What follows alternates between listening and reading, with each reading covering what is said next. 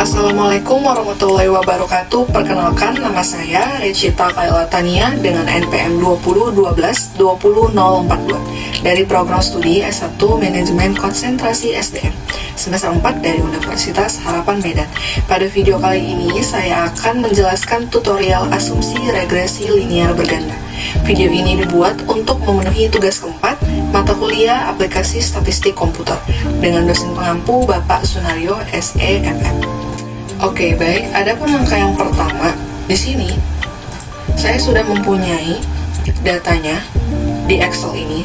Nah, di sini saya sudah mempunyai 7 variabel, yang dimana ada etos kerja, pengembangan SDM, kompetensi, sel, motivasi, kepuasan, dan prestasi kerja. Nah, nantinya ketujuh variabel ini masing-masing kan sudah mempunyai total. Nah, totalnya ini akan saya pindahkan ke dalam IBM SPSS. Oke, untuk langkah selanjutnya di sini di name saya akan menuliskan variabel yang pertama tadi, itu ada etos kerja. Etos underscore kerja. Terus yang kedua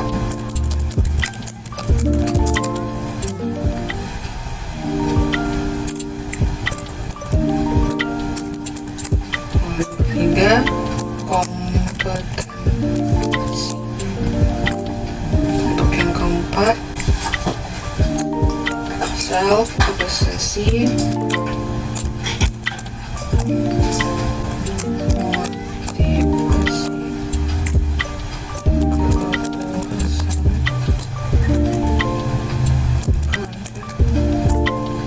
dan prestasi kerja. Oke, jika sudah, nah untuk type dan width-nya kita abaikan. Nah, di sini desimal saya menggunakan 0 desimal. Untuk desimal itu dibebaskan kalian mau berapa, tapi di sini saya menggunakan 0.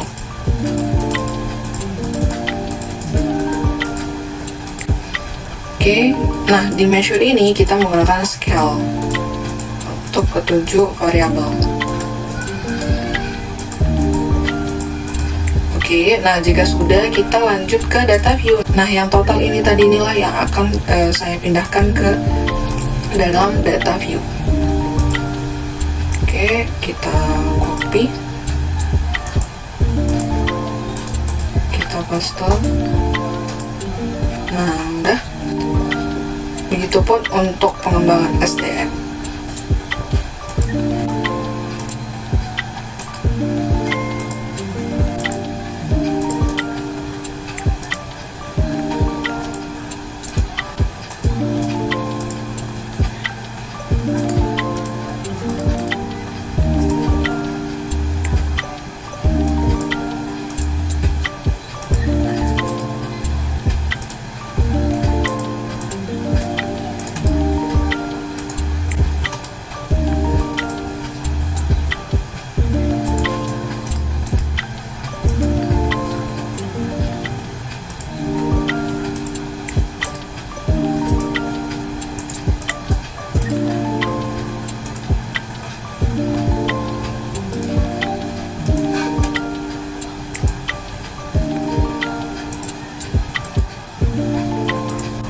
Selanjutnya kita analyze.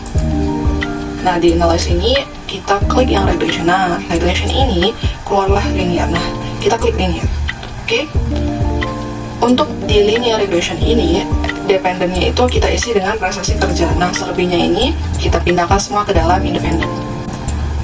Nah, kalau udah, kita jangan lupa klik statistik. Nah, di statistik ini kita harus mencentang collinearity diagnostic. Oke, kalau udah kita continue, nah kita ke plot kolom Y kita isi dengan S receipt. Nah, untuk kolom yang X ini kita isi dengan Z rate. Oke, kalau udah, jangan lupa histogram dan normal probability plot dicentang juga. Kita continue. Oke, kita oke kan. Nah, kalau sudah keluar hasilnya seperti ini, maka langkah selanjutnya adalah kita akan menginterpretasikan. Oke, nah di sini kita akan menginterpretasikan asumsi regresi linear berganda. Berdasarkan olahan data yang tadi telah kita uji, maka dapat kita ketahui bahwa model hubungan dari analisis regresi linear berganda ini dilihat dari tabel yang ini. Nah, tabel 1 ini yang asumsi model regresi linear berganda ini, koefisiennya kita dapat dari hasil output tadi. Nih, ini kita copy. Setelah kita copy, kita pindahkan ke dalam interpretasi ini.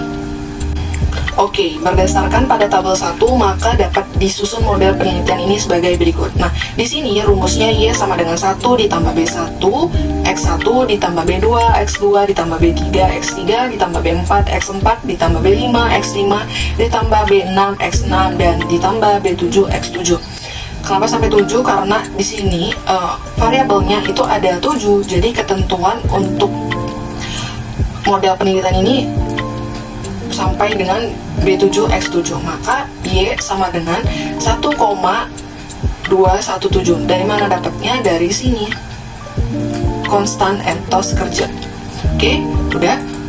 Y sama dengan 1,217 ditambah 0,121 X1 ditambah 0,117 X2 ditambah 0,461 X3 ditambah 0,137 X4 ditambah 0,449 X5 dan ditambah 0,178 X6.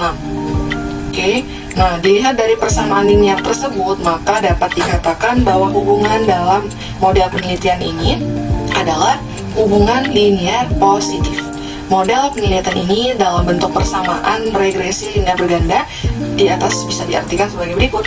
Oke, untuk yang pertama, jika nilai etos kerja, pengembangan SDM, kompetensi, self efisiensi, motivasi, dan kepuasan kerja tidak mengalami perubahan, maka bisa dikatakan bahwa prestasi kerja adalah 1,217 satuan tertentu.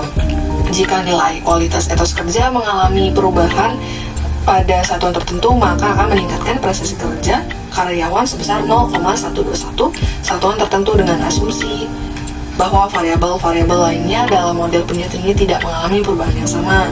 Begitupun untuk yang ketiga, maka akan meningkatkan nilai prestasi kerja karyawan sebesar 0,117 satuan. Yang keempat, jika nilai kualitas kompetensi mengalami perubahan pada satuan tertentu, maka akan meningkatkan nilai prestasi kerja karyawan sebesar 0,461 satuan tertentu dengan asumsi bahwa variabel-variabel lainnya dalam model penelitian ini tidak mengalami perubahan yang sama. Untuk yang 5, jika nilai kualitas self mengalami perubahan pada satuan tertentu, maka akan meningkatkan nilai prestasi kerja karyawan sebesar 0,137. Untuk yang keenam, jika nilai kualitas motivasi mengalami perubahan pada satuan tertentu, maka akan meningkatkan nilai prestasi kerja karyawan sebesar 0,449 satuan tertentu dengan asumsi bahwa variabel-variabel lainnya dalam model penelitian ini tidak mengalami perubahan yang sama. Nah, untuk yang terakhir, yang 7, jika nilai kualitas kepuasan kerja mengalami perubahan pada satuan tertentu, maka akan meningkatkan nilai prestasi kerja karyawan sebesar 0,178 satuan tertentu dengan asumsi bahwa variabel-variabel lain dalam model penelitian ini tidak mengalami perubahan yang sama. Nah, untuk selanjutnya, pengujian hipotesis. Jadi, berdasarkan pengolahan data yang telah kita uji tadi, inilah berikut yang akan dijelaskan hubungan pengujian hipotesis penelitian sebagai berikut. Yang pertama, pengujian hipotesis secara parsial. Nah, di sini dikatakan bahwa pada pengujian ini akan dibandingkan nilai T hitung dengan nilai T tabel.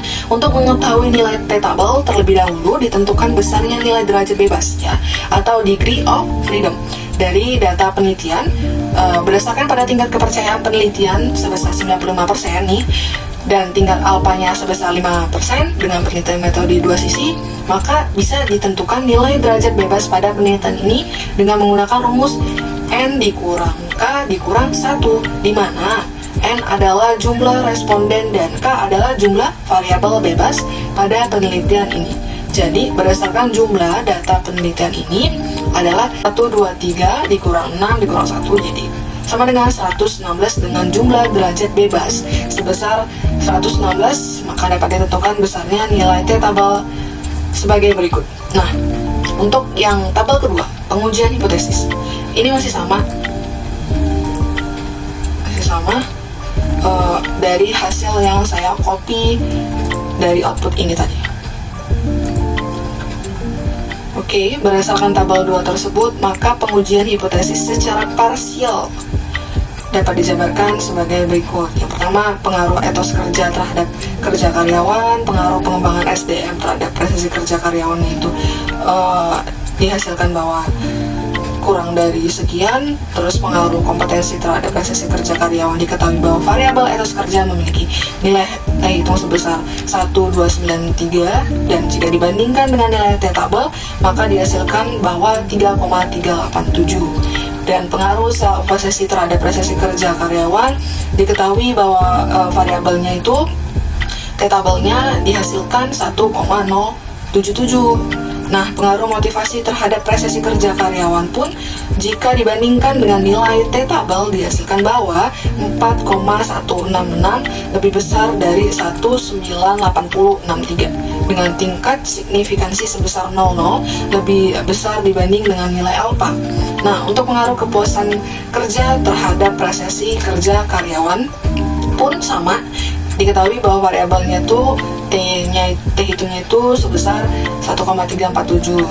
Oke, untuk pengujian hipotesis secara simultannya. Nah, uji dilakukan untuk melihat tingkat signifikansi etos kerja, pengembangan pengembangan SDM, kompetensi, self-evaluasi, motivasi, kepuasan kerja, dan secara simultan terhadap prestasi kerja karyawan. Nah, hasil secara simultannya ini, tabelnya ini kita dapat dari hasil output tadi. Nah, inilah dia ANOVA. Di copy, terus saya pindahkan ke dalam mode ini. Nah, pengujian secara simultan merupakan pengujian atas variabel bebas terhadap terikat secara keseluruhan. Oke. Koefisien determinasi. Uji determinasi ini untuk melihat seberapa besar etos kerja, pengembangan kerja, kompetensi, motivasi, dan kepuasan kerja, menjelaskan prestasi kerja karyawan untuk bisa mengetahui besarnya determinasi etos kerja, pengembangan SDM, kompetensi, dan motivasi dan kepuasan kerja, menjelaskan prestasi kerja karyawan. Bisa dilihat di tabel ini ya. Tabel 4 ini modal summary ini didapat dari hasil output. Nih, di copy, terus dipindahkan ke dalam interpretasi. Oke, maka berdasarkan pada tabel 4 diketahui bahwa nilai R² adalah sebesar 0,485 atau sama dengan 48,5%. Jadi artinya bahwa etos kerja, pengembangan SDM, kompetensi, self-evaluasi, motivasi, dan kepuasan kerja itu bisa mampu untuk menjelaskan prestasi kerja karyawan adalah sebesar 48,5%. Jadi sisanya itu 51,5% dijelaskan oleh variabel lain yang tidak dimasukkan ke dalam model penelitian ini. Nah, maka sudah selesai penjelasan video tentang tutorial asumsi regresi linear berganda untuk video kali ini. Jika ada kesalahan kata atau penyebutannya kurang tepat, mohon dimaafkan. Terima kasih telah menonton. Wabillahi taufiq wal hidayah. Wassalamualaikum warahmatullahi wabarakatuh.